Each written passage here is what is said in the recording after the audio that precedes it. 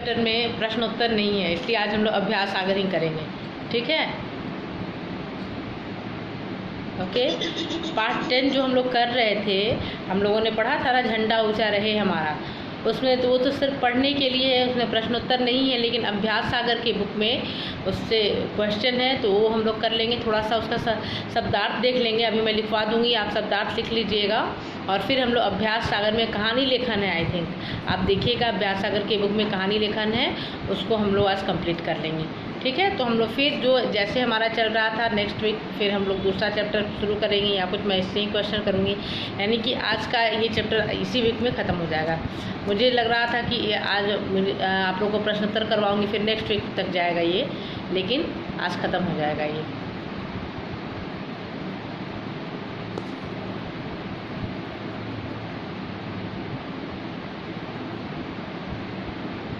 चलिए, तो आप अपनी कॉपी निकालिए, तो मैं थोड़ा शब्दार्थ आपको लिखवा दूँ इसमें से। कुछ कठिन शब्द मैंने देखे हैं, तो आप लोग लिख लेंगे तो ज़्यादा आप लोग के लिए सही होगा वो। हाँ, हिंदी की जो कॉपी आपने बनाई है उसी में आप लिखेंगे। पाठ 10 आप डालेंगे उसमें, और उसमें ही लिखेंगे जो मैं लिखवाऊँगी।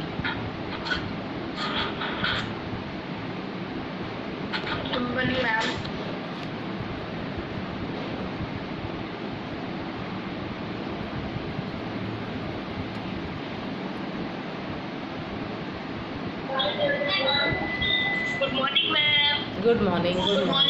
Good morning. कॉपी निकाल लीजिए अपनी अपनी, जो बच्चे अभी क्लास ज्वाइन किए हैं। हाँ बोलिए। हाफ ईयरली का पोर्शन क्या है? हाँ, अभी हाफ ईयरली की परीक्षा हो रही है क्या, ये बताइए। हाफ ईयरली तक हम लोगों को चैप्टर 12 तक पढ़ लेना है, और सितंबर में हाफ ईयरली परीक्षा होगी हमारी। ठीक है, तो अगस्त में तो बहुत सारे फेस्टिवल ही आएंगे, उसमें भी छुट्टियां मिलेंगी आप लोगों को, तो इसलिए अगस्त तक वैसे आप लोग का चैप्टर कंप्लीट हो जाएगा, और मैं कोशिश करूंगी कि आपका रिवीजन भी हो जाए। मैम एग्जाम कब से है? कब से है मुझे नहीं पता, अभी सितंबर में हाफ ईयरली एग्जाम होता है, ये पता। 13 सितंबर से। ठीक है, चलिए। अभी हम लोग इसका शब्दार्थ लिखेंगे। पाठ 10 आप चैप्टर का नाम डालेंगे, झंडा ऊंचा रहे हमारा। चैप्टर 10 या पाठ 10 शीर्षक डालेंगे, झंडा ऊंचा रहे हमारा, और फिर शब्दार्थ लिख के मैं जो जो शब्द बोलूँगी उसको आप लिख लेंगे। उसके बाद फिर हम लोग अभ्यास सागर करेंगे। अभ्यास सागर में कहानी लेखन है, वो मैं आपको करवाऊँगी। शब्द बोलूँ?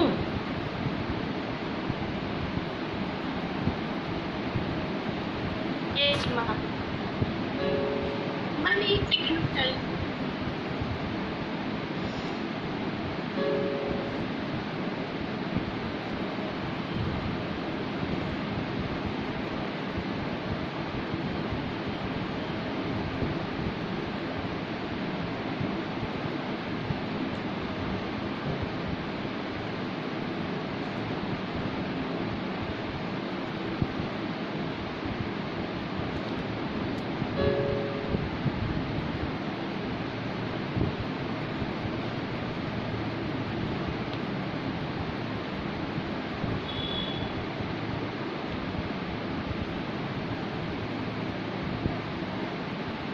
हाँ, शब्दार्थ में आप लिखिए, पहला शब्द लिखिए विश्व। पहला शब्द आप लिखेंगे विश्व, यानी संसार। मीनिंग उसका क्या होगा? संसार। विश्व लिखकर डैश देंगे और लिखेंगे संसार।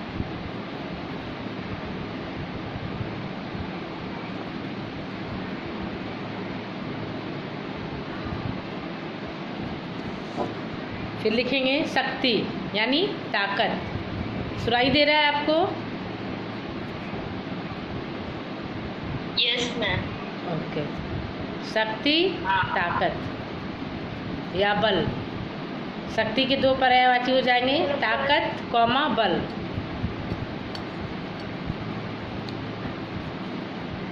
क्वेश्चन नंबर 4 क्या है? सुधा, सॉरी, शब्द 4 में लिखेंगे आप सुधा, यानी अमृत।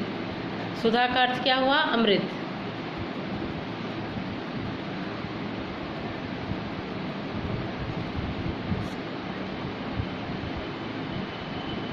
Excuse me ma'am. हाँ बोलिए। मैम थर्ड वर्ड क्या है?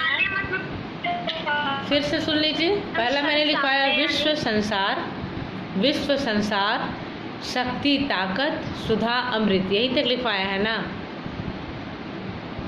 मैम सरसाने यानी क्या होता है? सरसाने संसाने कहाँ है? संसार मैं बोल रही हूँ ना, विश्व यानी संसार, र। मैम वो हाँ बोल। पोएम में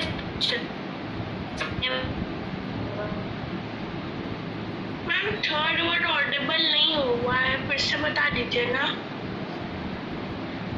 लिखिए, थर्ड में शक्ति है, पहला था झंडा, तो झंडा मैंने नहीं लिखवाया क्योंकि झंडा का मतलब आप समझते हैं, लेकिन चाहे तो आप थर्ड में झंडा लिख सकते हैं, पताका, ऐसा कुछ है। ये नहीं है कि आप 1 2 3 करके ही लिखे, आप लाइन से बस लिखते जाइए। पहला है झंडा, पताका, फिर विश्व, संसार, शक्ति, ताकत, सुधा यानी अमृत। यहाँ तक लिखा है सबने? Yes ma'am. हर्ष, खुशी, हर्ष यानी खुशी,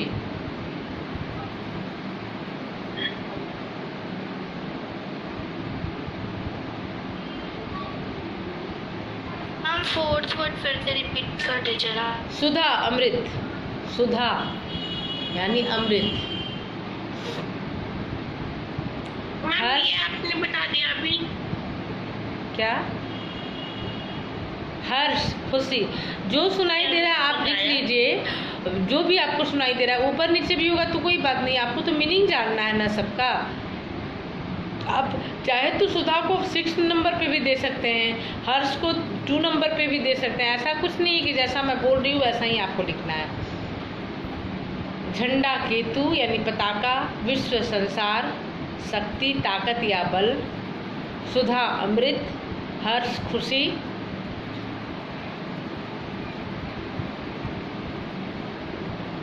स्वतंत्रता आज़ादी, स्वतंत्रता आज़ादी, भीषण प्रचंड, भीषण यानी प्रचंड,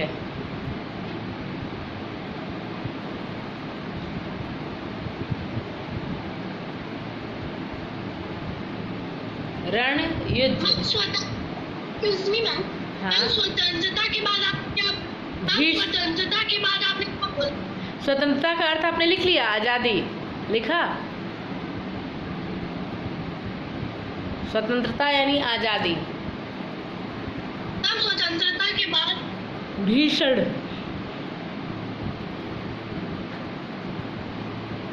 भीषण प्रचंड, कहते हैं ना भीषण गर्मी है यानी प्रचंड गर्मी है। रण युद्ध, रण क्षेत्र में यानी युद्ध के मैदान में, तो रण यानी युद्ध।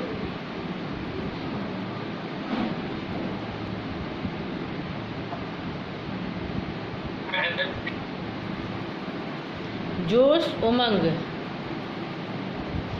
जोश यानी उमंग। आपने रण का क्या बोला? रण यानी युद्ध, युद्ध। मैम रण के बाद जोश उमंग, जोश उमंग।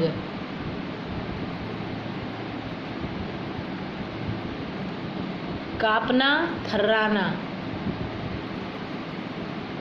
कापना थर्राना। मैम जोश के बाद आपने क्या बोला? कापना, कापना यानी थर्राना।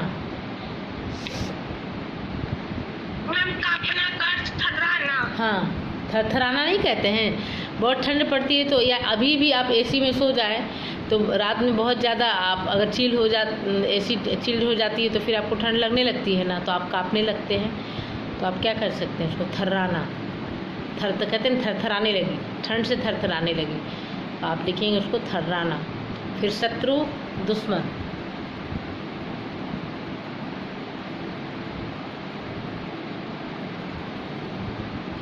शत्रु दुश्मन। संकट विपत्ति,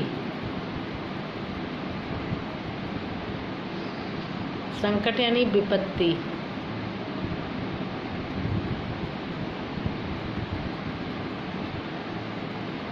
निर्भय निडर।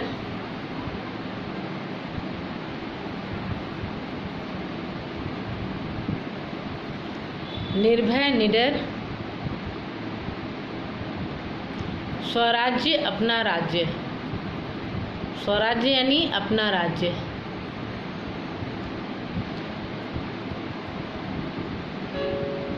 मैम संकट का क्या होगा? संकट विपत्ति या कष्ट।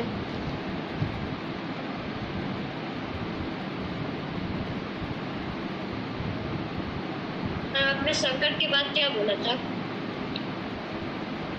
निर्भय यानी निडर। निर्भय निडर।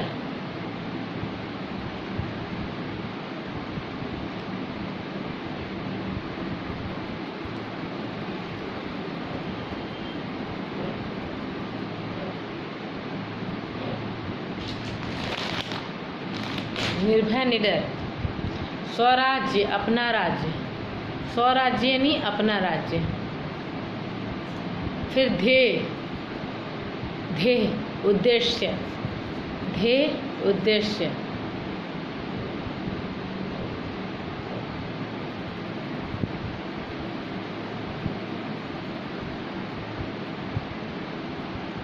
बहुत बच्चों का इसमें वीडियो ऑफ है। मुझे पता कैसे चलेगा कि आप लोग लिख रहे हैं कि क्या बैठे हम हुए हैं? लक्ष्य भी लिख सकते हैं ना? हाँ लिख सकते हैं। अनुष्का आपका वीडियो तो सही है, तो फिर आप ऑफ करके क्यों रखती हैं? मैम मेरा तबीयत ठीक नहीं है। Aditya Raj. Excuse me ma'am. हाँ मुझे शुगर हो गया है इसलिए।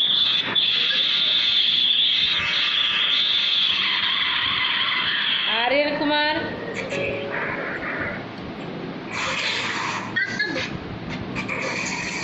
अंशिका मिश्रा।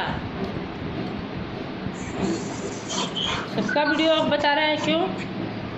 मुझे पता कैसे चलेगा कि आप पढ़ रहे हैं कि बैठे हुए हैं? Excuse me ma'am. हाँ बोलिए। प्लांट मतलब क्या होता है? क्या? मैम प्लांट मतलब प्रतिज्ञा। प्रण यानी प्रतिज्ञा। मैम स्वराज्य के बाद क्या लिखना है? स्वराज्य के में आपने क्या लिखा? अपना राज्य। फिर ध्येय यानी उद्देश्य। ध्येय यानी उद्देश्य।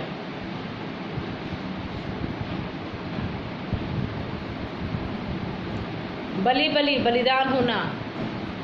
बलि बलि होना यानी बलिदान होना। शान शोहरत। प्राण जीवन। पूर्ण पूरा। और भारत यानी हिंदुस्तान और आर्यावर्त भी बोल सकते हैं। मैम ध्येय के बाद क्या होगा? ध्येय के बाद बलि बलि यानी बलिदान होना। मुझे एक स्टोरी भी इसमें लिखवानी है, आप लोग थोड़ा जल्दी लिखिए। बलि बलि यानी बलिदान होना। मैम प्राण तो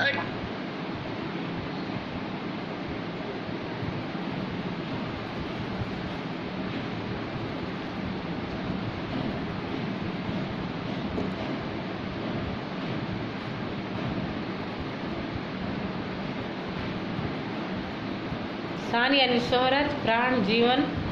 पूर्ण पूरा। भारत हिंदुस्तान।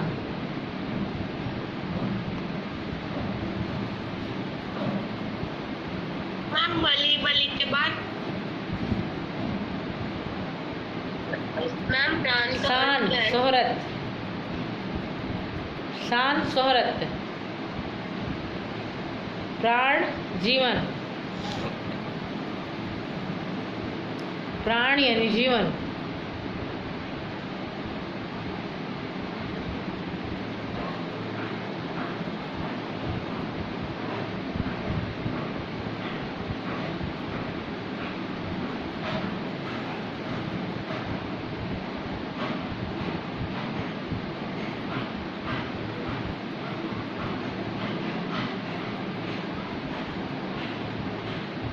पूर्ण पूरा।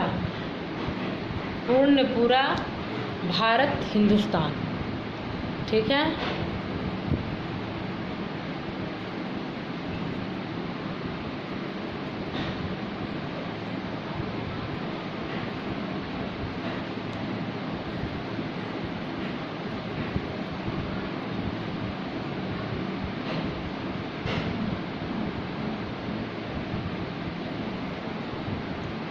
अब अभ्यास सागर आप निकालिए तो अपनी बुक, अभ्यास सागर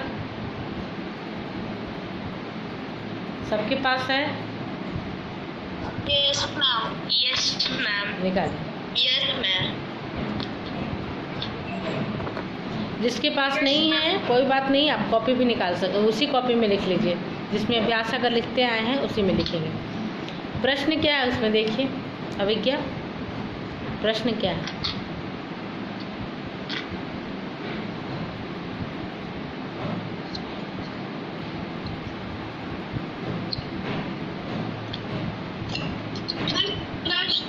प्रश्न है कि देशभक्ति का संदेश देने वाली एक छोटी कहानी लिखिए।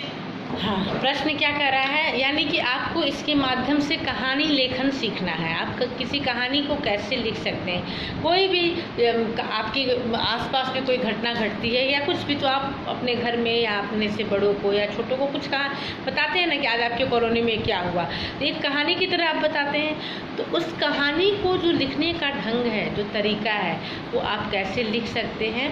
और एक बस ऐसे आपको कोई कहे कि एक कहानी लिखनी है तो आप ये पूछेंगे या ये जानने की कोशिश करेंगे कि कैसी कहानी, उसका थीम क्या होना चाहिए, है ना। तो अभी जो अभ्यास सागर में प्रश्न है वो थीम उसका क्या है, देशभक्ति पर आधारित एक कहानी होनी चाहिए। तो हम लोग एक कहानी इसमें स्वतंत्रता पर से रिलेटेड ये कहानी है। सुभाष चंद्र बोस के पास एक व्यक्ति आता है जो कि सुभाष चंद्र बोस के लिए बहुत बड़ी मिसाल थी देशभक्तों के लिए, कि वो व्यक्ति जब उसकी माँ उसके पास आई, वो तो फौजी थे ना, सुभाष चंद्र बोस एक फौजी थे, वो फौज में थे, तो वे क्रांतिकारी थे और वो हिंसात्मक थे।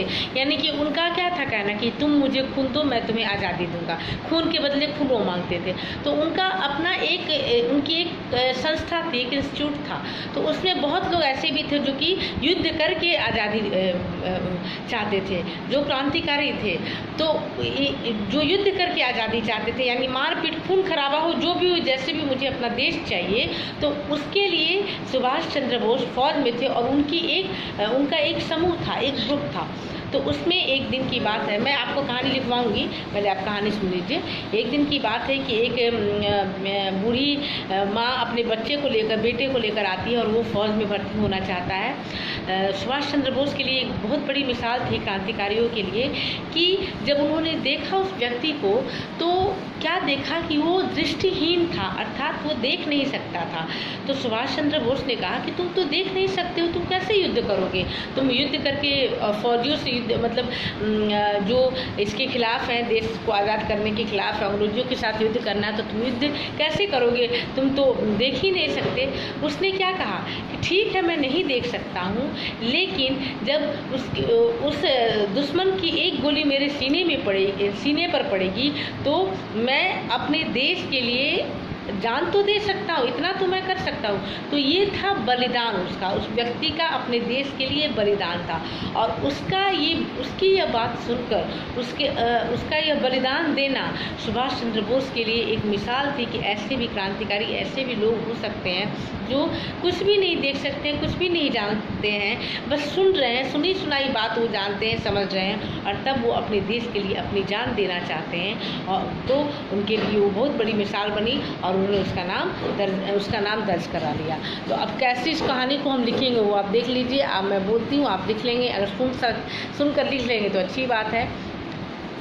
ये बात उन दिनों की है जब सुभाष चंद्र बोस के नेतृत्व में इंडियन नेशनल आर्मी में सैनिकों की भर्ती हो रही थी। आप लिखेंगे, ये बात लिखिए, मैं धीरे से ही बोलती हूँ, समय है हमारे पास अभी, आप लिख सकते हैं। ये बात उन दिनों की है जब सुभाष चंद्र बोस के नेतृत्व में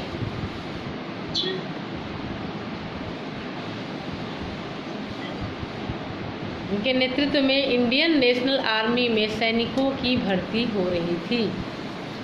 उनके नेतृत्व में इंडियन नेशनल आर्मी में सैनिकों की भर्ती हो रही थी।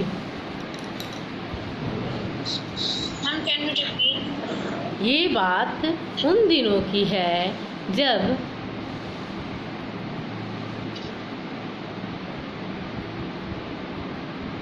सुभाष चंद्र बोस के नेतृत्व में इंडियन नेशनल आर्मी में सैनिकों की भर्ती हो रही थी। इंडियन नेशनल आर्मी में सैनिकों की भर्ती हो रही थी। मैम स्क्रीन शेयर कर देना ना मैम। नहीं, मैं स्क्रीन शेयर नहीं करूँगी, आप लोग उस पर लिखने लगते हैं। और ना इसमें मोबाइल पे डिजेबल मोबाइल पर डिजेबल करने का ऑप्शन नहीं है, लैपटॉप में होता है। तो लैपटॉप में तो मैं डिजेबल कर देती हूँ, लेकिन इसमें मैं नहीं कर पाऊँगी, इसलिए मैं नहीं देती हूँ कि आप लोग प्रॉब्लम क्रिएट करने लगते हैं। सेना में भर्ती होने के कारण हम यूनियन आर्मी के बाद क्या हुआ? 1 मिनट रुकिए।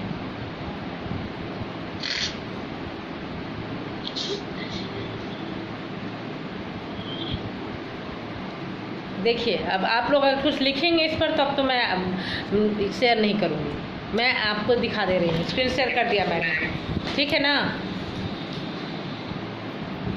Yes ma'am. देखिए, नेतृत्व के इंडियन नेशनल आर्मी में सैनिकों की भर्ती हो रही थी। पूर्ण विराम। और बड़ा कर दूं? सेना में, ठीक है। ओके, सेना में भर्ती होने के कारण, सेना में भर्ती होने के उद्देश्य से सर जूम आउट करिए ना।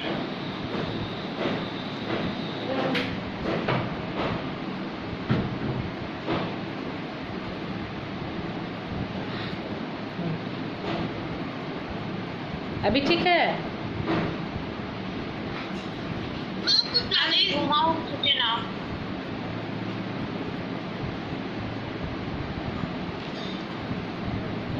ऐसा ऑप्शन नहीं दिखा रहा है बेटा।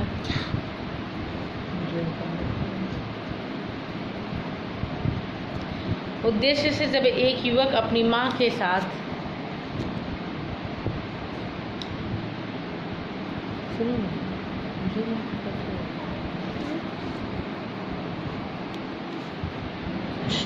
राइट कीजिए ना थोड़ा। देखिए, आप लोगों ने लिखना शुरू कर दिया ना।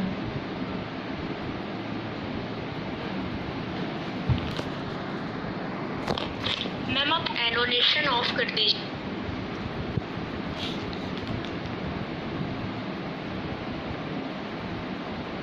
1 मिनट रुकिए बाबू।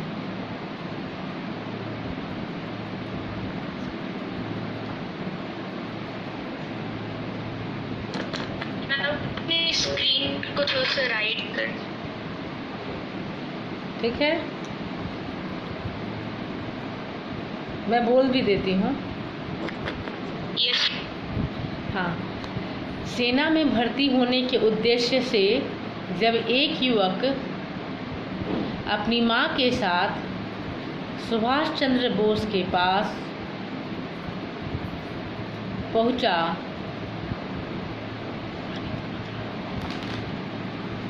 तो सुभाष बाबू के लिए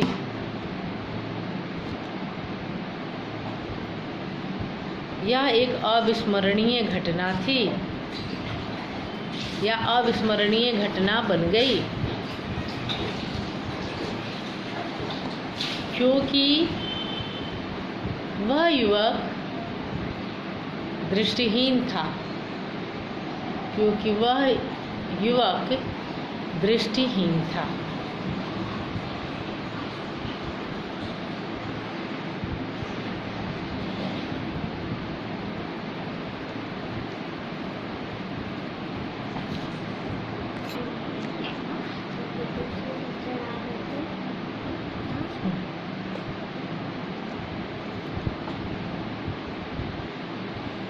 सुभाष बाबू के लिए यह एक अविस्मरणीय घटना बन गई।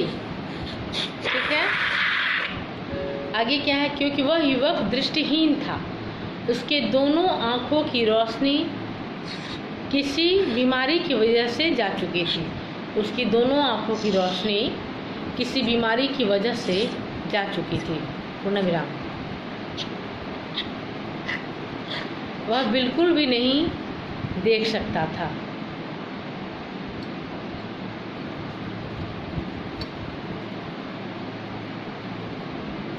पर फिर भी वह सेना में भर्ती होने के लिए व्याकुल था या बेचैन था। पर फिर भी वह सेना में भर्ती होने के लिए व्याकुल था।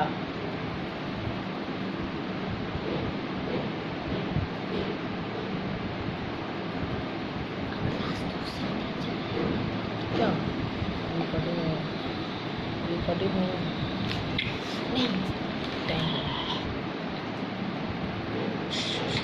वह बिल्कुल भी नहीं देख सकता था। वह बिल्कुल भी नहीं देख सकता था। फिर भी वह सेना में भर्ती होने के लिए व्याकुल था। सुभाष बाबू ने स्क्रीन को लेफ्ट करिए। 1 मिनट। हाँ, सुभाष बाबू ने जब उससे कहा कि एक दृष्टिबाधित युवक को नहीं, आप नहीं बोलेंगे बेटा, मैं बोल रही हूँ।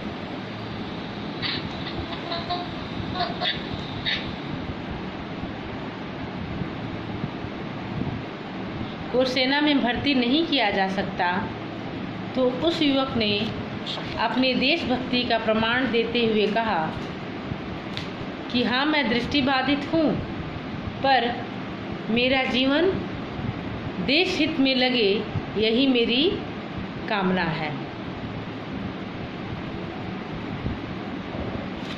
मैं युद्ध भले ही न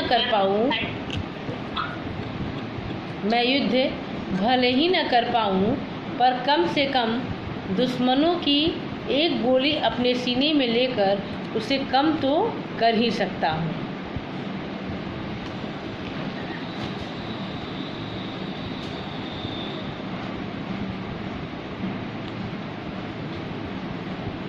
युवक के इस जज्बे को देखकर सुभाष बाबू ने उसे गले से लगा लिया। युवक के इस जज्बे को देखकर सुभाष बाबू ने उसे गले से लगा लिया।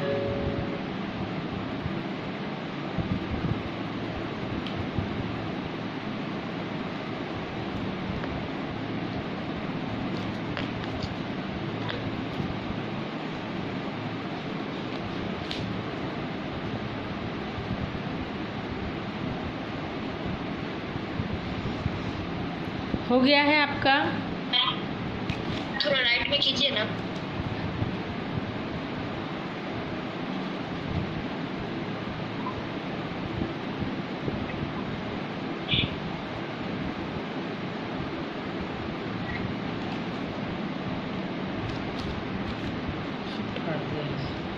पीछे से काट दीजिए। हम लेफ्ट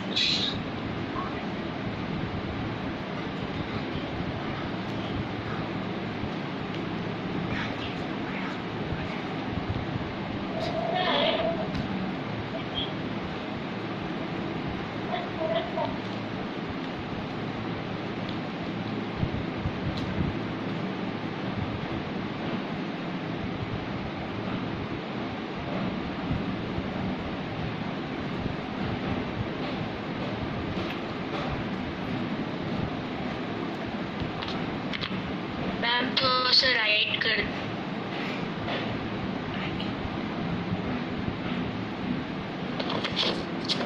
मैम स्क्रीन को राइट कर दीजिए।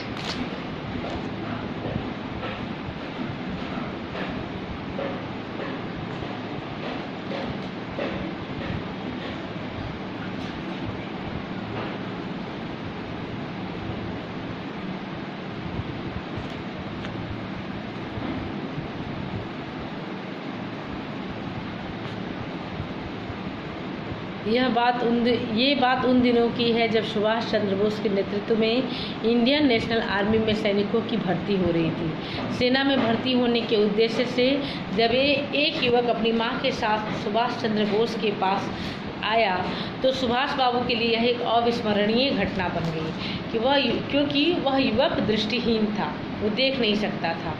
उसके दोनों आँखों की रोशनी किसी कारणवश जा चुकी थी। वह बिल्कुल भी नहीं देख सकता था, फिर भी वह सेना में भर्ती होने के लिए व्याकुल था।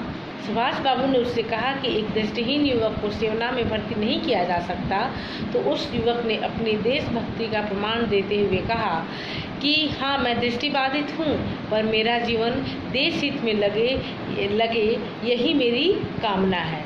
मैं युद्ध भले ही न कर पाऊँ, पर कम से कम दुश्मनों की गोली अपने सीने में लेकर उसे कम तो कर ही सकता हूँ। युवक के इस जज्बे को देखकर सुभाष बाबू ने उसे गले से लगा लिया। मैम थोड़ा लेफ्ट में कर दीजिए ना।